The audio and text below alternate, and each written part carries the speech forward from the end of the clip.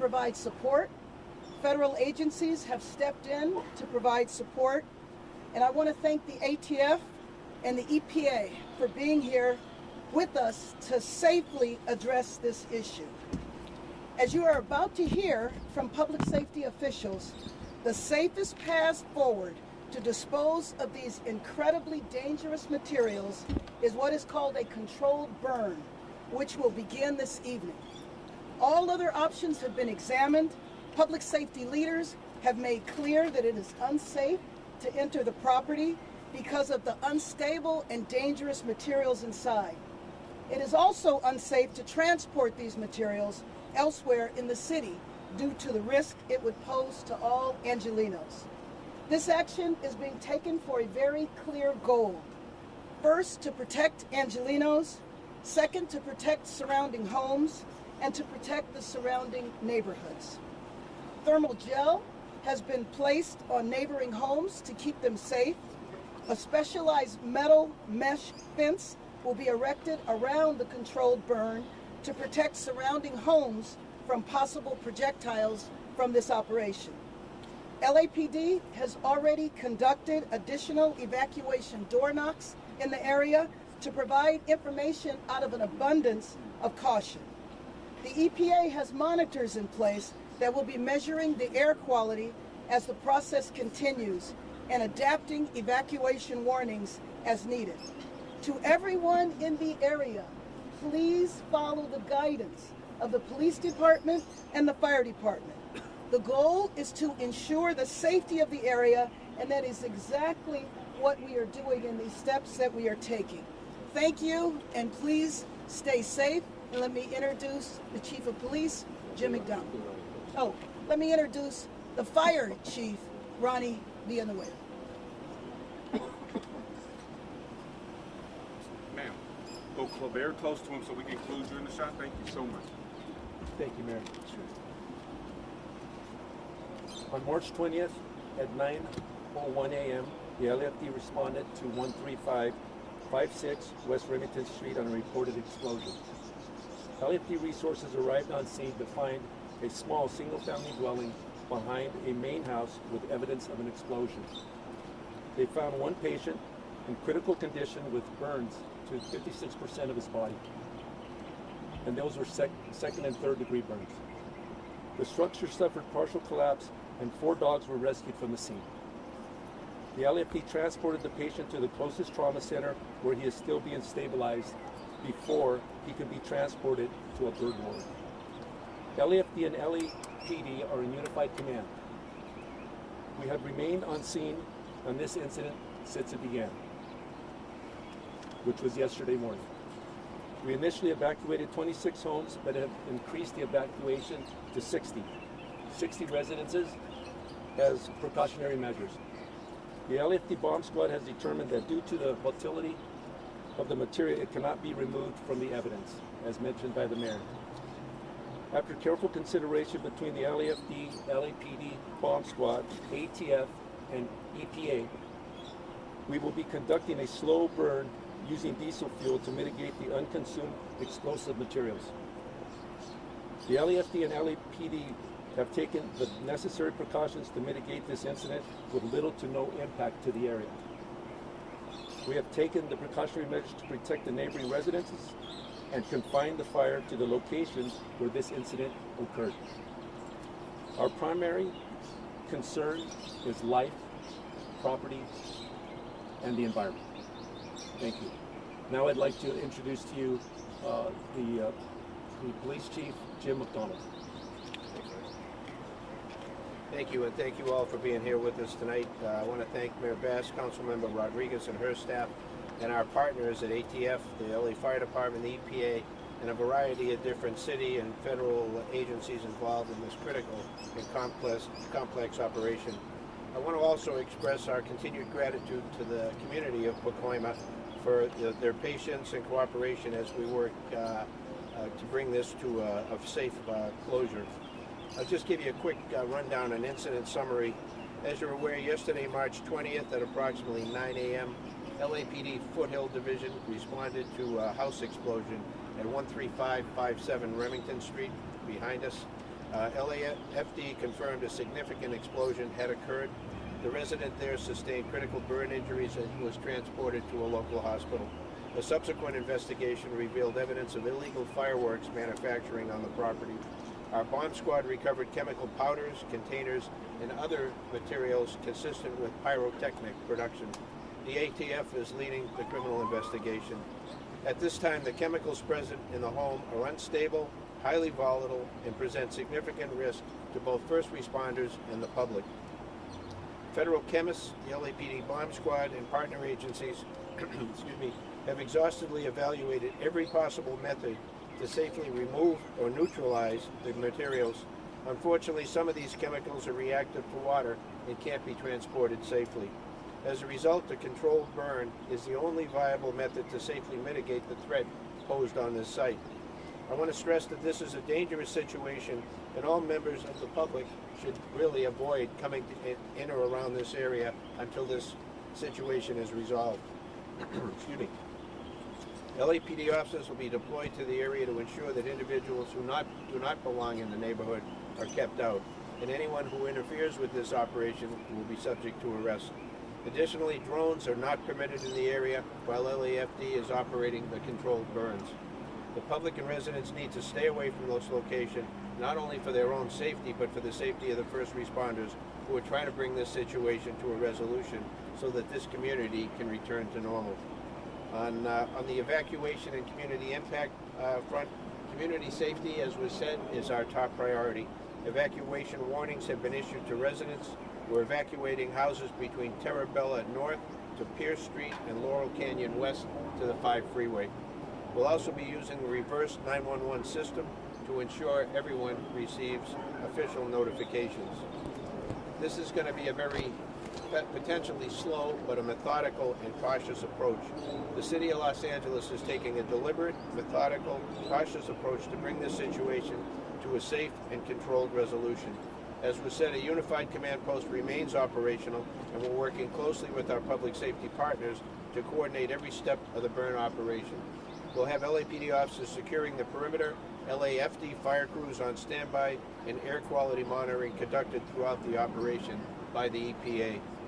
We understand that this is disruptive and unsettling, but let me assure you this is about protecting lives and preventing any further harm.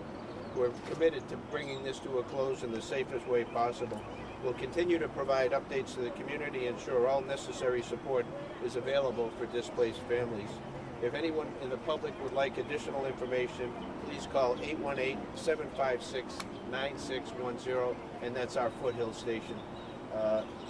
I'll now turn it over to our partner, Special Agent in Charge Kenneth Cooper from the Bureau of Alcohol, Tobacco, Firearms, and Explosives. Ken? Thank you, Chief. My name is Kenny Cooper. I'm the Special Agent in Charge of the ATF LA Field Division. We have responded in joint collaboration with the LA Fire Department and LAPD. Twofold mission. This is a criminal investigation, a joint investigation, both state and federal, and more importantly, the public safety aspect. We have brought in our special agent bomb techs and our expertise as far as assessing the chemicals and potential explosive material that's located inside this home. And together, as in a whole of government approach, we have come up with the most safe way to render safe, essentially a bomb. This house is essentially a bomb, and so we are basically notifying the public to render this explosive device essentially safe. We are going to use fire in a slow, methodic burn to alleviate that threat to public safety. So we're working jointly in conjunction with them, with the fire department, with HAZMAT, with the bomb team, with EPA, to make sure we do this in the safest manner possible, while also preserving a potential state or federal criminal investigation. Thank you.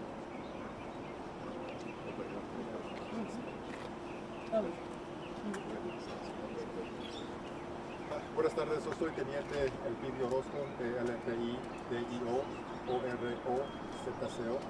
Soy teniente con la Policía de Los Ángeles. Estamos entrando en la segunda parte de esta operación. Ya les hemos dado información, lo que queremos decirles al público es que lo que va a pasar hoy es que esta casa va a ser quemada despacio y es por eso que hemos evacuado a muchas personas de este lugar para que la comunidad esté segura.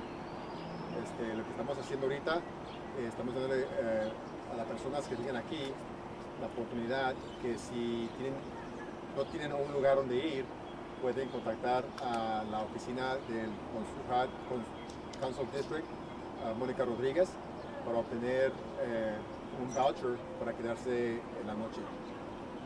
Yo puedo hacer otras entrevistas en español, ya que después de las preguntas. ¿Okay? Yes.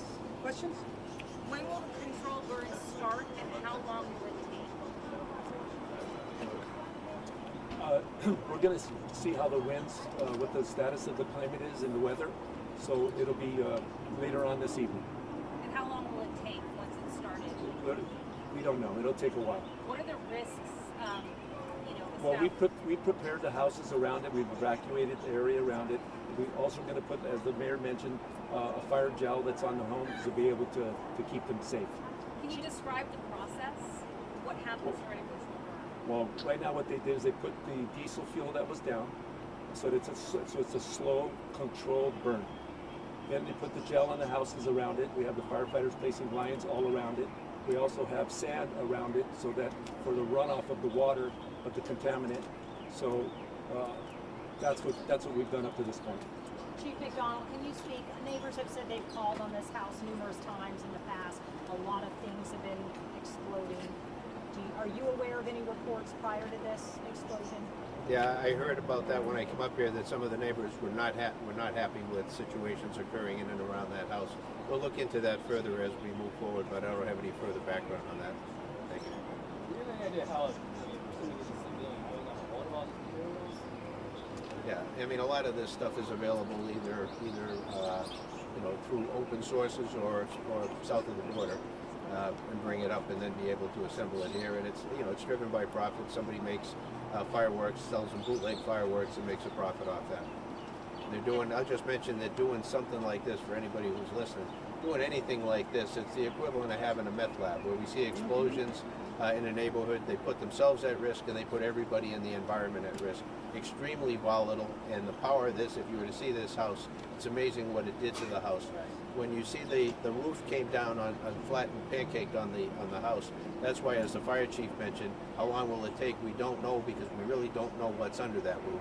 And so as they get in there, they'll be able to get an assessment. The community may hear explosions, further explosions, and I'd say don't be overly alarmed by that. It's controlled, but that could happen because there are canisters in there, there's barrels in there of different types of pyrotechnic material, and those are subject to explode once the fire reaches them. Will they be seeing smoke, active fire? Will they smell anything? Yeah, it's diesel fuel that's going to be the igniter on this, so that burns, and thick black smoke likely is going to be what they'll see. The way they engineered this was so that at a time when the winds are least active, they're able to get the smoke to go straight up and not into the surrounding community. How does this compare to the South Central explosion?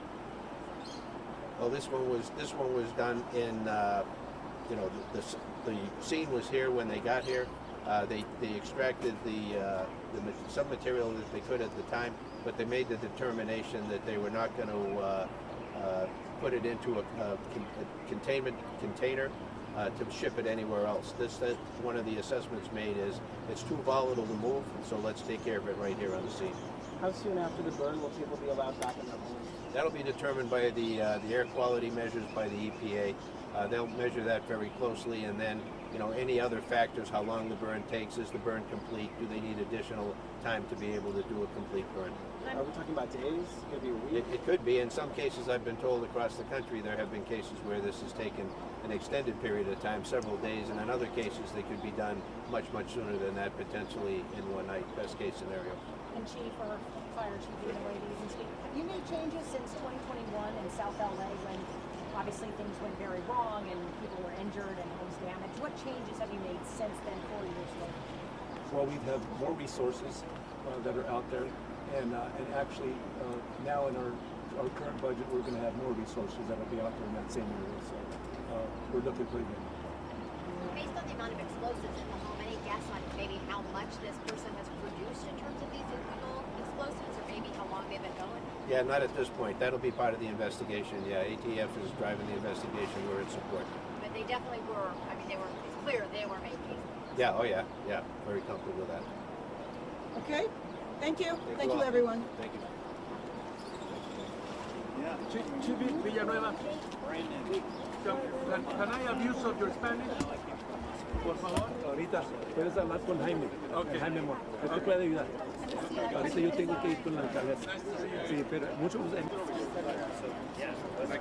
¿Cómo has estado?